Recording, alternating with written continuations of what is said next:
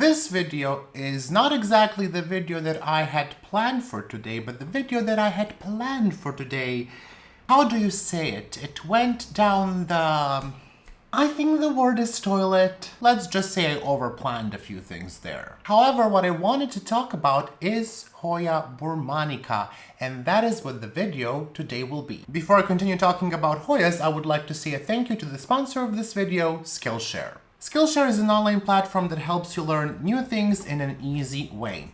Now, you may not know this about me because, well, I never shared it with you, but I used to enjoy baking a lot. I mean, cakes were my thing. Now, it has been 2 or 3 years since I baked my last cake due to, less and less time because of so many plans. But that brings us to the course I took this month. Baking for Beginners, Simple Recipes for Desserts from Scratch by Shivesh Bhatia. Now, even though I'm not really a beginner at baking, I still enjoy this course a lot because it is always fun for me to learn new recipes or watch someone bake because you can often pick up something new. And this is a great thing about Skillshare. The courses are suitable for both beginners and someone who is perhaps more advanced in their skills. And let's be real, it was never really my goal to make croque-en-bush. I'm just not about that. In this course, Shivesh shows you how to make a simple vanilla cake and many variations on that theme, and you work your way up to chocolate tres leches cake. What I love about Skillshare is that many of the courses come with class projects, which are just very manageable, and there is also a discussion section, so it helps you to exchange a few words about things that you did. And the class project for this course was to make a cake. I mean, can you imagine? The punishment! Must I eat it too? Since Skillshare is the sponsor of this video, this is a great opportunity for you to join because first 1,000 people that click the link or use my code BASICPLANTS will get a 1-month free trial of Skillshare. So, if you want to know how to make a good cake and eat it too, you know what to do. Thank you once again, Skillshare, for sponsoring this video, and now it is time for me to continue talking about Hoyas. With a little dance. Before we continue with the video, I need to drink more coffee and more water. I just broke several of the flowers with this chain. That is why this is not a genius invention by me. I think the other hanger was a much better invention. I'm just trying to move the corpses of the broken flowers. So let's just shorten this a bit. You can see here, this is my Hoya burmanica. And this is a Hoya I mentioned, probably a million times in the past 3 months or so, maybe a bit more than that. And you can see it has grown quite a bit since then. And actually, I think I'm going to remove it from this pot. I think I have a cover pot that looks a bit nicer so I can show you the plant in the video. You know what? Never mind. I cannot find my pot. I'm just going to use this little thing. Much easier to show. This is my Hoya burmanica, and I got this plant as unrooted cutting in November of 2021 from Camilla Stjolholmgeden from Sweden. And this is why we have these labels. Very convenient. The plant bloomed very early on, and I would say today is perhaps not the best day. There are many of the flowers here, but they are not arranged in a way that I like the most. There was one period where it looked absolutely stunning, but obviously I didn't record a video then. Hoya burmanica was sort of described by an English botanist who was predominantly interested in orchids, Robert Allen Rolfe. I say sort of because there are some objections to his description that I will mention later on. Clearly, the man was not very interested in Hoyas. He didn't even bother to designate a type, and that is a very important thing when you describe a new species. It's like keeping your hair dry for 24 hours after a perm. Everybody knows that. You know, a girl in my sorority, Tracy Marcinko, got a perm once. We all tried to talk her out of it. Curls weren't a good look for her. She didn't have your bone structure. Oh. No, that's the wrong clip. The other one. isn't it the first cardinal rule of perm maintenance that you're forbidden to wet your hair for at least 24 hours after getting a perm, at the risk of deactivating the ammonium thioglycolate? Yes. And wouldn't somebody who's had, say, 30 perms before in their life be well aware of this rule? And if in fact you weren't washing your hair, as I suspect you weren't because your curls are still intact, wouldn't you have heard the gunshot? And if in fact you had heard the gunshot, Brooke Wyndham wouldn't have had time to hide the gun before you got downstairs, which would mean that you would have had to have found Mrs. Wyndham with a gun in her hand to make your story plausible. Isn't that right? You, however, had time to hide the gun, didn't you, Chutney?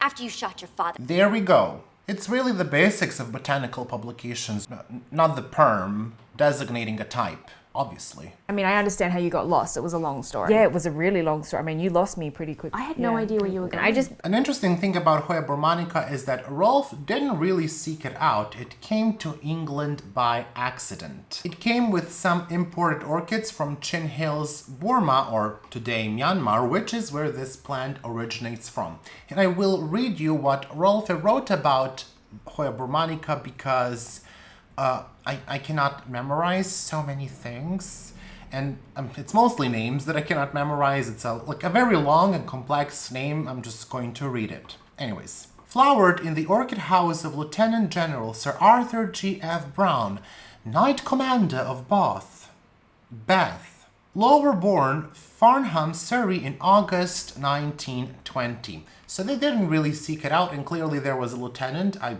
don't really know much about English military, but clearly there was a lieutenant who was very interested in orchids, or maybe that was a thing back then, to just have orchids or an orchid house as a status symbol. Kind of sounds like that. I don't really know what was my point there. Lieutenants can collect orchids, I guess. So originally from Chin Hills in Myanmar, Hoya burmanica was also discovered in Assam in India. So that's the distribution of this plant, Myanmar and Assam. When I looked at Q's database, I also saw that other distribution areas are Bangladesh, Thailand, and Vietnam. I did not find that in the publication, which doesn't mean that it's untrue.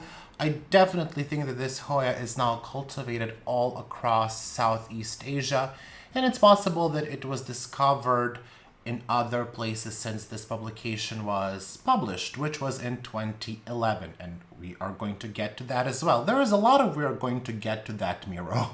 When is the question? The use of the name Hoya burmanica was quite uncertain for about 90 years, from 1920 to 2011, because the description, it's just, there are not too many words and there isn't a designated type specimen. So that makes things very difficult. And this Hoya was often thought to be Hoya pandurata, which I have here, and Hoya lanceolata. It was confused with those Hoyas. That was until in 2011 when Michele Roda and Natalie Simonson wrote a publication on Hoya burmanica that cleared things up. And now we know the difference between Hoya burmanica and Hoya pandurata and Hoya lanceolata.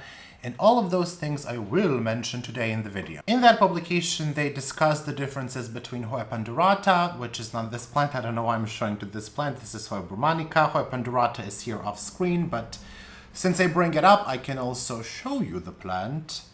Both are very... I don't know what the word for that is. Going into multiple directions, I guess. Shrubby. I think the word is shrubby. According to Michele and Natalie, I love that we are on the first name basis there. The reason why Hoya burmanica was confused with Hoya pandurata for such a long time is because there just really isn't much about Hoya of Myanmar, or there wasn't much about Hoya of Myanmar. It's not extensively researched, and I think that stays true even until today. When I made a video on Hoya multiflora, which you can watch if you click here, I hope this is correct because it did write a note on my computer where to point, because I always confuse the sides, but I think it's here where you need to click, hopefully. When I made the video on Hoya multiflora, I mentioned a name Arne Kosberg, which I am possibly mispronouncing right now, but it doesn't matter. And I told you that when you see that abbreviation SV, it means that Hoyas were collected by Arne Kosberg. Now, why do I mention him? Well, the reason why I mention him is because in 2007, Arne What is up with me and first names? I should just... no respect. In 2007, Mr. Kosberg and Mr. Saw from Yangon University collected specimen of this plant, and they firstly identified it as Hoya pandurata, which is next to me. After further investigation and research, it was concluded that it was not Hoya pandurata, but Hoya burmanica. And that is about the time when the story of Hoya burmanica starts to untangle a bit. Aside from the obvious difference in the leaves, which you may not be able to see that well on the camera, maybe if I show them one by one. So this is Hoya pandurata, and you can see what the leaves look like on that plant. So remember that, keep that mental image. And then this is Hoya burmanica. Okay, remember that.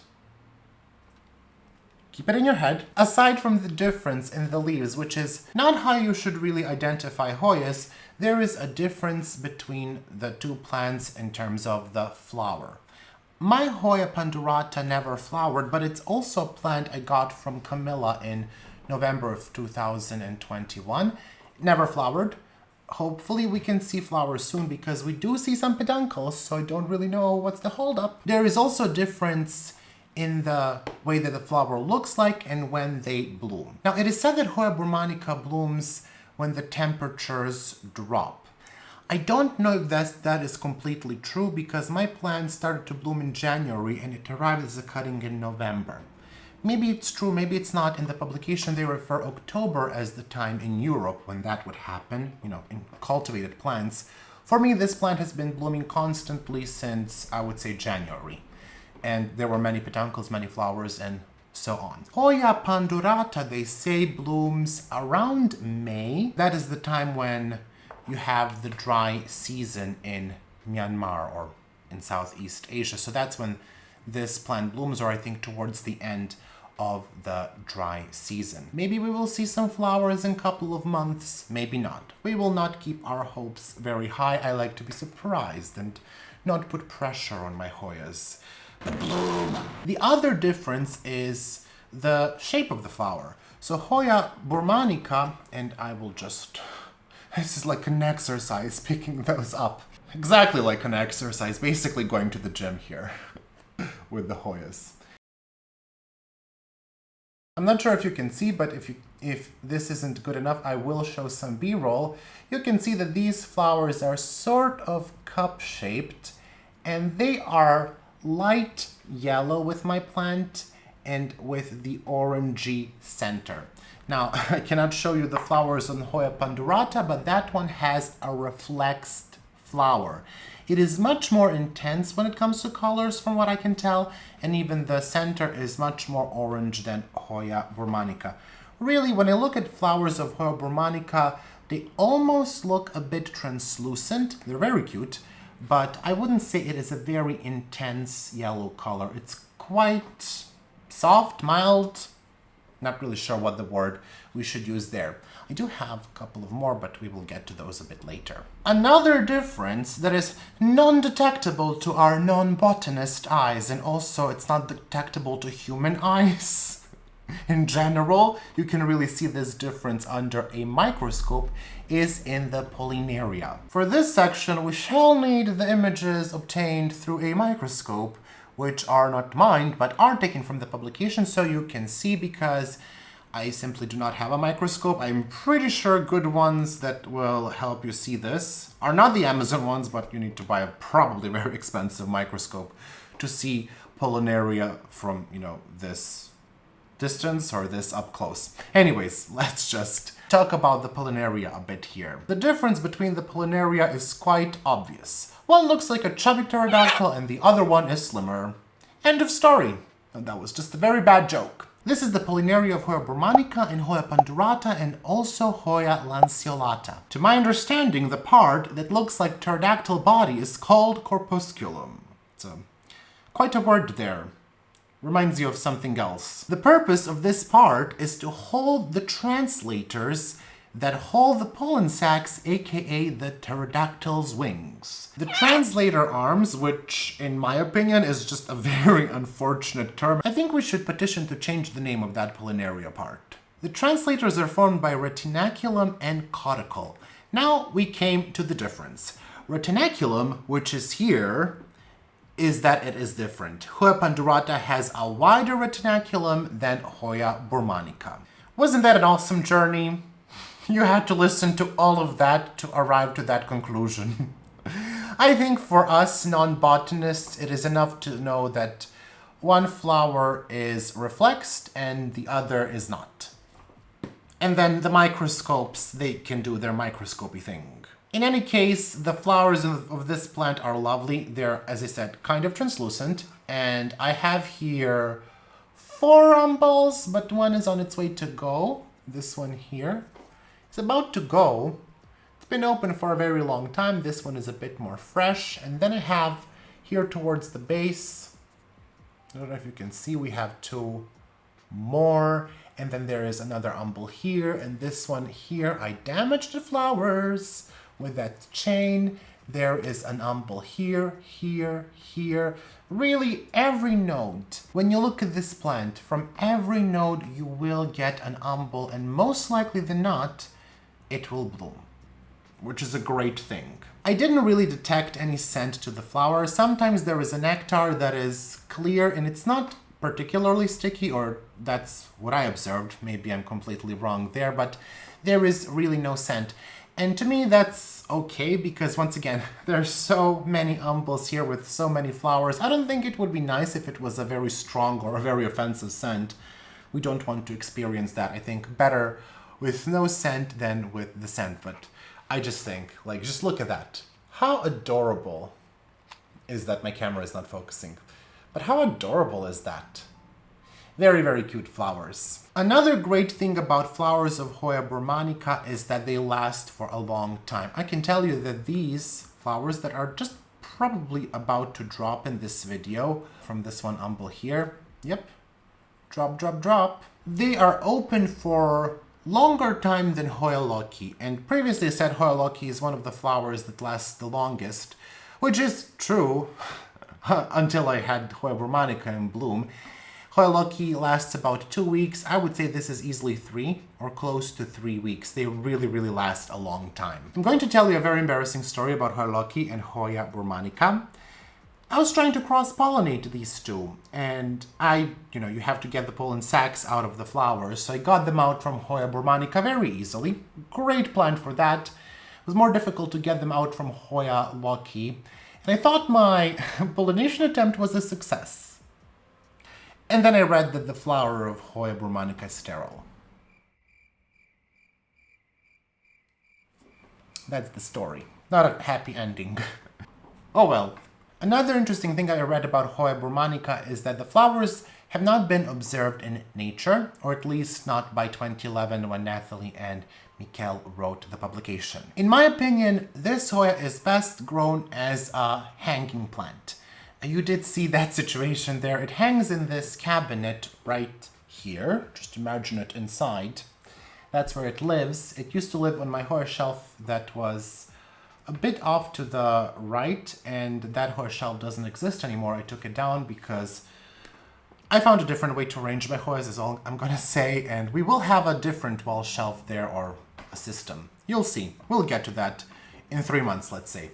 Not before that, for sure. I don't think this is a great plant to trellis. And I don't really know how that would look like. I think it would look very awkward. I might be saying this because I'm very, very bad at trellising the plant. So maybe there is someone out there with fantastic skills at trellising Hoyas, which I do envy. But I really don't think this one would look that great on a trellis. I think it's just best to let it grow as it wants to grow, which is clearly that. As Hoya burmanica grows, or as it initially grows, it goes kind of upwards like this. You can see that's the new growth here. It started to branch out at the base, or as the botanists say, it is initially erect. It's quite cheeky there. When that growth starts to get bigger and bigger, it also starts to lose that erect form, which is quite contradictory to some other things, and it starts to hang.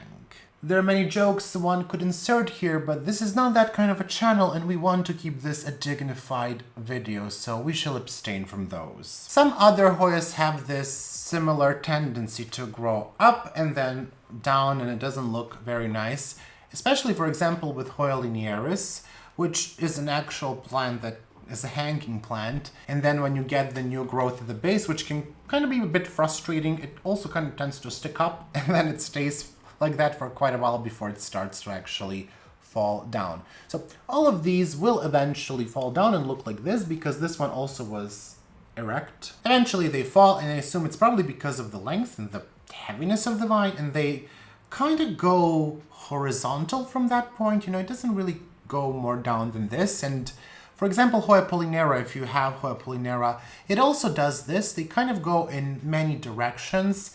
And you can see that Hoya pandurata does the same. And I think because Hoya pandurata even has larger leaves, you know, it's more horizontal. There was a different word I wanted to use. It wasn't gonna be good. Anyways, it's more horizontal. I do think that botanists prefer the term pendulous here for this type of growth. In any case, what you will get here is several of these branches that kind of go in different directions. So in contrast to some other hanging plants, which don't necessarily need to take up that space horizontally, you know, they do take up space vertically, or also Hoyas on trellises, I think Hoya burmanica, you know, you should just plant a bit more space because it will go in different directions. And you can trim it, obviously, but I think it will just encourage it to be more bushy and bushier. So I don't think, or you can try to trellis it, I don't mind. I think maybe Hoya pandurata would be much easier to trellis than Hoya burmanica. When it comes to the potting mix, I keep both of these in my mix that's similar to pond, but I do have larger chunks of lava rock and pumice. It's definitely not like original pond, the true pond, the lechuza pond. These chunks are much bigger. I think it's 4 to 8 millimeters. I don't really know what this random rock is. I'm not sure if it was in the mix with pumice or in mix with lava rock. It doesn't look like either, but let's just return the random rock there. It doesn't seem to me that this plant produces a massive root system. There are roots barely sticking out, so I would say that it can probably stay potted like this for a longer time. In Hoya pandurata, we can check on the roots. I think this one does have a... Actually, no. They pretty much have the same root system, so they don't really develop a massive root system. I think it would do well in a mix that is just airy.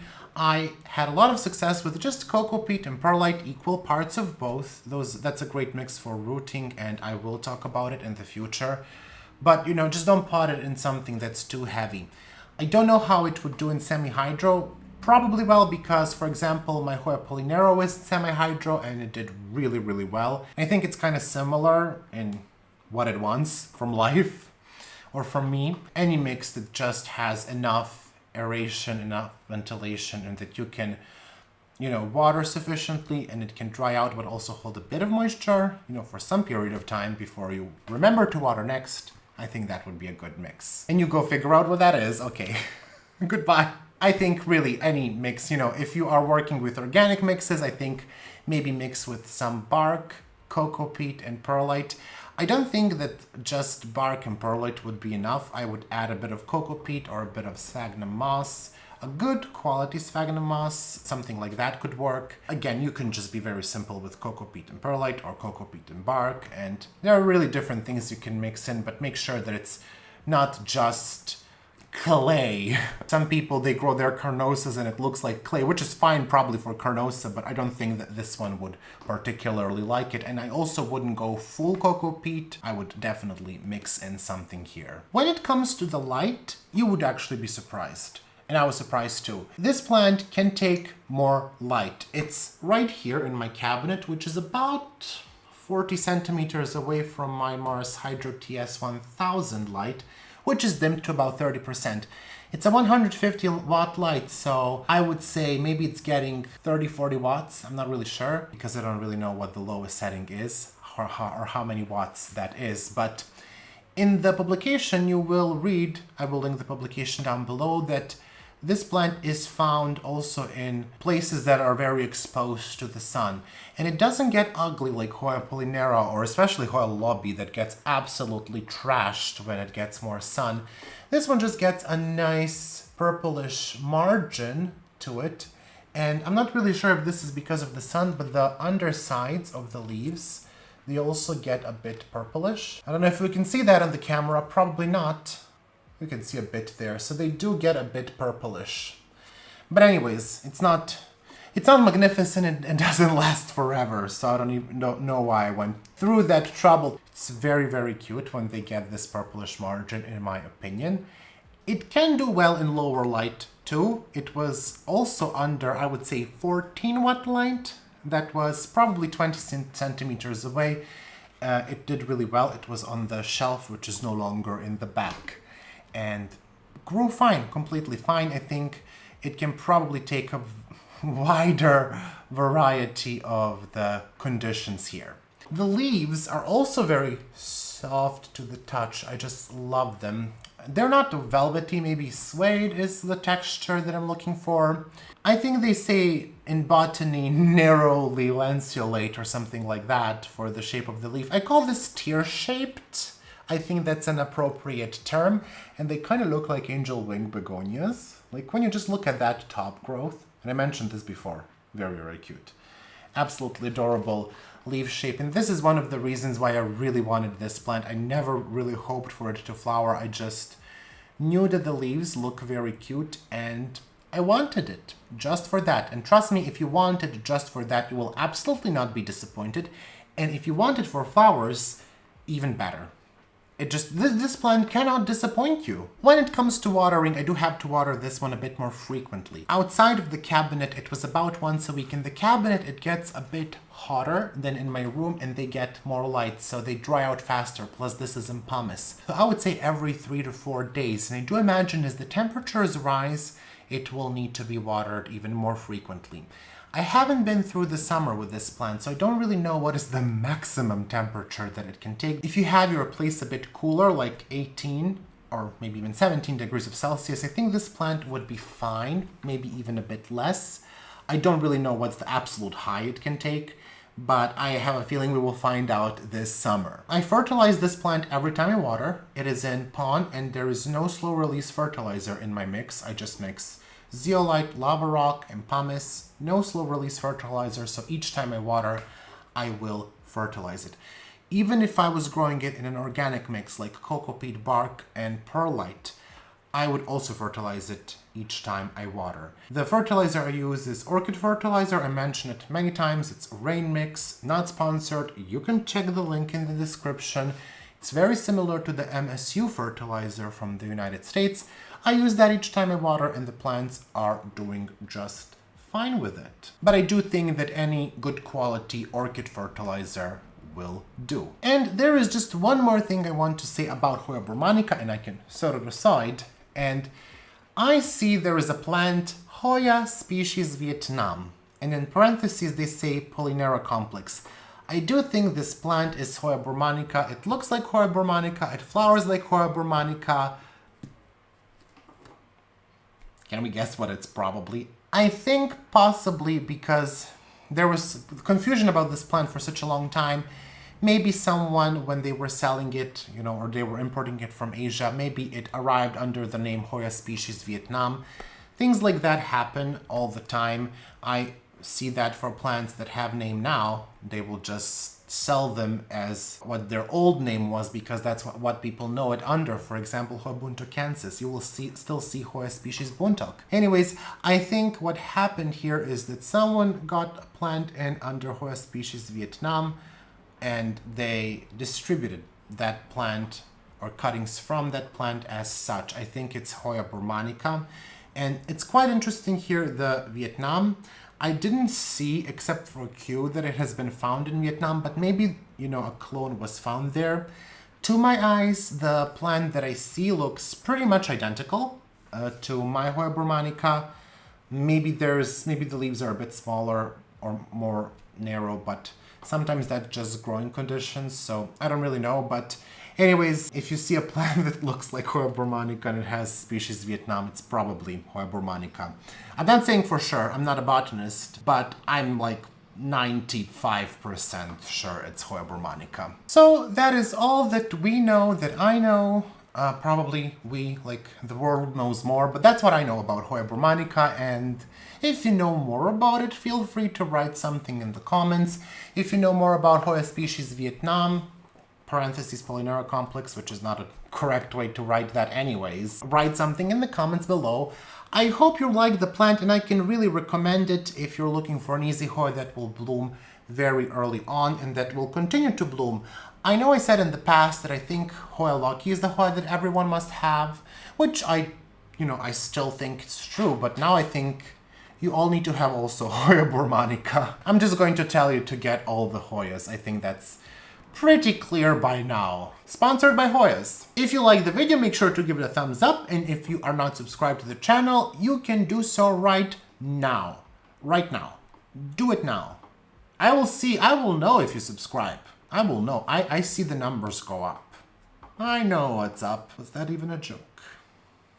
Probably not. I hope you're all having a wonderful day, and I hope you have a lovely weekend. I will see you very soon with, I'm not really sure what, but there are several things that will happen, so, eventually there will be a video about something. We know that. I think I'm done. I think I'm finished here talking, and the battery is about to run out, so I better quickly say goodbye. I would like to take some time to thank my patrons. A massive shout out to my $5 patrons. One anonymous patron, Arelise, Betsy Begonia, Bonnie Harris, Carrie, Cynthia Taylor, Danube Daniels, Estelle Farah, Houseplant Heather, Hoya Heather, Jacques Plant, Journey, Kelso, Kristen Sherwood, Mars B. Martina, A Leaf Per Day, Melissa Walker, Nicole Ferranti, Nicole and Caleb of Schleif Tropicals, PJ, Plans by Misha, Rachel Colette Conway, Robin L. Jennings, Sherry Kumar, Stephanie H2O, Spinach Geek Tanya, TJWO, Vicky Dingler, Vojta Takac, Wendy Foreman, and Zlokov Niponi. Also, a big thank you to my $3 patrons. AMP, Angelina Farnan, Brian Phillips, Catherine G, Kilone, Claudia L, David Condia, Jerry's Garden, Lisa Helling, Lori Murphy, Morgan Kennedy, Nella, Nerdy Kathy, Nikki, Plantalenia, Ringlo, Ruby, and Shayla Mason Casper. And a thank you to my $1 patrons, Brandon Pacheco, Caroline, Carrie, Aaron Keenan, Lauren M, Marissa, Lion Lambert, and Tang Watanas Riakul. Thank you so much for incredible support. I hope that you enjoyed this video and seeing my Hoya burmanica, and if you don't have it, I hope that I did convince some of you to get one.